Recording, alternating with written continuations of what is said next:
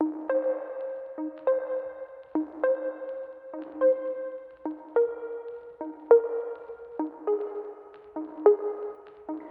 dia e bem-vindos a mais uma edição do projeto 3x4. O 3x4 é o retrato do turismo e da hotelaria na pandemia da Covid-19. O meu nome é Sofia Almeida, sou docente na Universidade Europeia e investigadora no SEC Territour Universidade de Lisboa. É uma enorme honra e uma grande satisfação ter hoje como convidada a Sra. Secretária de Estado do Turismo, Rita Marques, no 3x4. É licenciada e mestre em Engenharia Eletrónica e de Computadores pela Faculdade de Engenharia da Universidade do Porto. A Sra. Secretária de Estado foi presidente da Portugal Capital Ventures, Sociedade de Capital de Risco SA, e ainda diretora executiva da Porto Business School para a área do MBA e pós-graduações. Também exerceu funções como coordenadora da Unidade de Projetos da Universidade do Porto e gestora do mercado Ásia-Pacífico e dos setores de tecnologias e turismo na Agência Portuguesa para o Investimento. Tem desenvolvido diferentes trabalhos de consultadoria com entidades públicas e privadas na área da inovação, financiamento público, internacionalização e investimento direto no estrangeiro. Rita Marques é atualmente secretária de Estado do Turismo no 22º Governo Constitucional, nomeado em 26 de outubro de 2019. Senhora Secretária de Estado, mais uma vez, muito bem-vinda ao 3x4. É um gosto enorme. Muito obrigada pelo convite. A honra é toda minha, obrigada. Então passamos à primeira pergunta. O que é que mais valoriza numa estadia num hotel? A pandemia alterou essa percepção? Bem, antes de tudo, como disse no início, é um gosto de estar entre vós. Muito obrigada por esta oportunidade. Então vamos falar um bocadinho do que é que eu entendo como mais importante quando escolho um hotel. Eu acho que há critérios tangíveis e intangíveis. Vamos começar pelos tangíveis. Primeiro temos que perceber, enfim, se foi em negócio, se foi em lazer. Também, por vezes, faz bem, não é? Descansar um bocadinho. E, portanto, eu acho que a localização geográfica, a própria decoração, o posicionamento do hotel, enfim, fala-se muito das estrelas, mas hoje as estrelas já são pouco, enfim, pouco relevantes. Portanto, tudo isto são critérios que há a ter em conta, naturalmente, para além do preço, como é óbvio. Depois há critérios intangíveis, e este sim é que me suscitam de especial curiosidade, que têm a ver com o contacto pessoal, com os recursos humanos, são competentes, são amistosos, são hospitaleiros, e depois questões ligadas também hoje em dia à sustentabilidade, e respondendo à segunda parte da questão, se a pandemia altera esta percepção, de facto altera. Hoje procuramos locais um pouco mais sossegados, mais longínquos do rebuliço dos nossos dia-a-dia, do nosso dia-a-dia, e depois as questões ligadas à sustentabilidade aqui são importantes, seja as questões ligadas à sustentabilidade ambiental, à social também, de que forma, por exemplo, é que os trabalhadores são capacitados, se há aqui um interesse genuíno em garantir que esses trabalhadores são de facto capacitados e bem formados, bem treinados, e depois características também ligadas à sustentabilidade económica do próprio negócio. E, portanto, eu dividiria assim nestes dois critérios, tangíveis e intangíveis, sendo que os intangíveis, aqueles que estão para lá da cortina, que não se veem tão bem, são aqueles que suscitam especial curiosidade e normalmente são os mais importantes e os que pendem para poderem ser mais valorizados no momento da seleção. Estou a crer que assim é. E hoje procuram-se muitas experiências, não é? Uma forma diferente. É bem verdade, não é? Nós quando procuramos um local para pernoitar, temos naturalmente preocupação em escolher bem o local, esse hotel, esse empreendimento turístico, mas também preocupamos em perceber de que forma é que esse empreendimento turístico se relaciona com as comunidades locais. Aliás, nesta pandemia ficou bem evidente a importância de subsetores do turismo relacionados, por exemplo, com a animação turística, ou mesmo com os guias intérpretes. Portanto, nós queremos ter uma experiência de qualidade, uma pernoita de qualidade, mas depois tudo aquilo que, com, enfim, todos os motivos que aguçam a nossa visita e que podem completar as nossas horas ou dias de descanso ou de lazer ou de negócios, são importantes e, portanto, a animação turística e a forma como esse empreendimento turístico se relaciona com as comunidades envolventes é também muito, muito importante. E, portanto, são muitos os aspectos. E, aliás, deixe-me só dizer que em qualquer serviço, quando escolhemos qualquer serviço, especialmente também na hotelaria, naturalmente, mas qualquer serviço, eu acho que há aqui uma bateria muito grande de parâmetros que têm que ser analisados, atendíveis, para além da questão, por exemplo, da marca, que não falamos, mas também é um motivo importante, ou enfim, é um fator importante no momento da seleção. E, portanto, tudo isto faz com que a seleção possa ser concretizada, e depois a percepção que o cliente tem no final da estadia é também importante, porque ela hoje é um excelente cartão de visita, e o passo à palavra e a avaliação imediata que todos nós podemos fazer, seja através das redes sociais, seja através de outros mecanismos, é também extremamente importante para ir alimentando a pipeline de clientes do próprio empreendimento turístico. E, portanto, todos os detalhes têm que ser cuidadosamente analisados por parte destes nossos empresários, por parte dos trabalhadores, porque qualquer pequena falha pode ter consequências nunca antes vistas num passado mais ou menos recente, porque tudo rapidamente fica disponível em todas as redes sociais. Isto também implica que haja aqui um cuidado muito atento por parte de quem gere estes serviços também. Exatamente, para o bom e para o mau. E o que é que mudou no turismo com a Covid-19, no nosso país e no mundo? Olha, eu acho que o turismo mudou muito, mas o mundo também mudou ele próprio. Portanto, se o setor do turismo, sendo um setor de pessoas para pessoas, teve naturalmente que mudar. Nós próprios indivíduos mudamos, a nossa sociedade mudou e hoje estamos mais atentos a determinados contextos que no passado pouco ou nada nos diziam. Bem, o que é que mudou? Eu acho que nós devemos dividir essa análise em duas dimensões, mais uma vez. Por um lado, a nível da própria oferta. A oferta mudou. Todas as nossas empresas, todos os nossos trabalhadores tiveram que se adaptar a tempos especialmente difíceis. Nesta altura, as empresas estão de facto muito debilitadas, têm precisado de muito apoio para resistir, para não sucumbir a estes tempos muito difíceis. Temos feito um esforço deste lado, do lado da Secretaria de Estado, no sentido, e do Turismo Portugal, naturalmente. Eu tenho a felicidade de trabalhar com uma equipa extraordinária no Turismo Portugal, mas também com as entidades regionais de turismo, as agências regionais de promoção turística também. Temos feito um esforço extraordinário no sentido de garantir que estas empresas possam sobreviver, e estamos a falar de números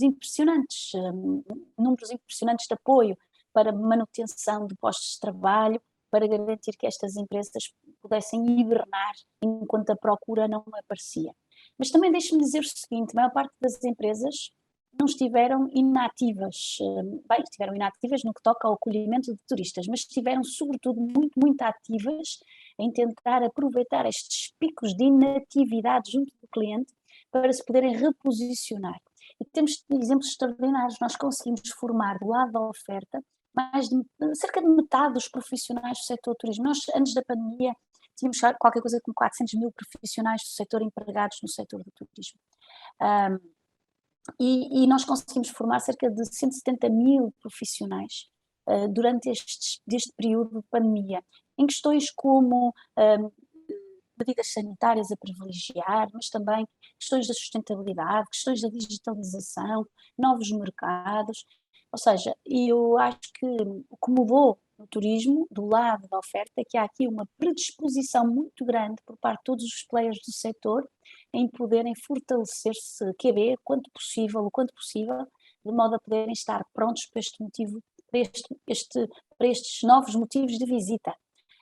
E eu acho que isso deve ser naturalmente sublinhado, e eu estou muito grata naturalmente ao setor por ter conseguido reagir, pese embora estas situações, estes dias muito difíceis que vivemos. Mas também do lado da procura muito mudou. Hoje há uma maior preocupação com as questões de segurança sanitária. Aliás, Portugal, deixe-me dizer que foi pioneiro no lançamento do selo Clean and Safe, não é?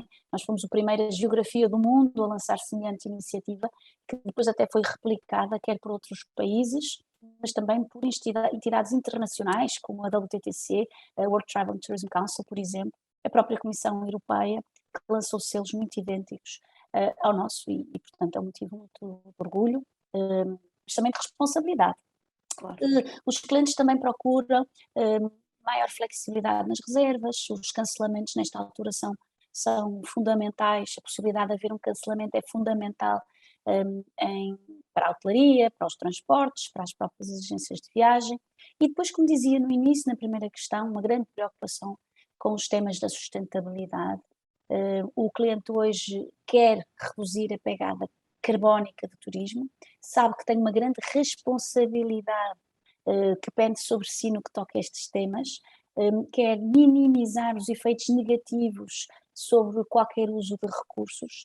Também tem uma grande preocupação a nível de sustentabilidade social, ou seja, tem uma grande preocupação em perceber se a empresa preocupa-se com a inclusão dos seus trabalhadores, como é que valoriza o trabalho, como é que concilia o trabalho com a vida pessoal desses mesmos trabalhadores, como é os níveis de remuneratórios, como é que entrosamento há com as comunidades locais, se se utiliza ou não produtos endógenos, enfim, tudo isto faz sentido e cada vez é mais valorizado do lado da procura. E portanto, o que é que mudou no turismo? Muito mudou, eu quero crer que para melhor ainda assim. Temos aqui uma janela de oportunidade que tentamos não desperdiçar, pois embora vivemos tempos, como dizia, muito difíceis, muita incerteza, muito do para-arranca ainda, e que nos impossibilita ainda de, de agarrar esta retoma que tanto desejamos e merecemos. Muito bem. E isso leva-me então exatamente à terceira questão, que é: atravessamos novamente um período crítico, e a minha pergunta é, enquanto voz do turismo em Portugal, que mensagem de esperança pode deixar a todos que nele trabalham? Deixarei uma mensagem de esperança, mas deixe-me primeiro deixar uma mensagem de gratidão. Gratidão porque, repare, ao fim de 20 meses, acho que é muito difícil termos um setor coeso, mas ainda assim conseguimos. Temos trabalhado com todas as associações que representam quer os profissionais, quer os trabalhadores do setor, mas também os empresários. E de facto tem havido aqui um compromisso absolutamente assinalável de todos aqueles que trabalham no setor. E isso penso que só pode representar que todos acreditamos que um dia vamos retomar a nossa trajetória de crescimento, porque de outra forma não conseguiríamos ter mantido este espírito de coesão no setor. Não estou de alguma forma a negligenciar o esforço que todos fizemos, individual, coletivo. É bem verdade que tivemos muitos apoios, mas também é bem verdade que os empresários tiveram eles próprios que se endividar, tiveram eles próprios, enfim, que arriscar. Enfim, todos demos um contributo válido, sem nenhuma exceção. Que mensagem de esperança? Eu penso que a mensagem de esperança que posso deixar tem a ver com a nossa experiência recente. Nós, em outubro, tivemos números extraordinários, tivemos um bom verão, ainda assim. Estamos muito próximos de atingir 50% das receitas turísticas que tivemos em 2019. Eu já não comparo com 2020, porque 2020 é um ano perdido. Atípico. Exatamente, mas ainda assim, aquilo que concluímos quando analisamos os números do nosso agosto, do setembro e do outubro, mesmo do novembro, é que assim que as restrições relaxaram um pouco, nós conseguimos imediatamente verificar um apetite crescente por parte da procura, seja procura nacional dos nossos concidadãos, seja procura internacional.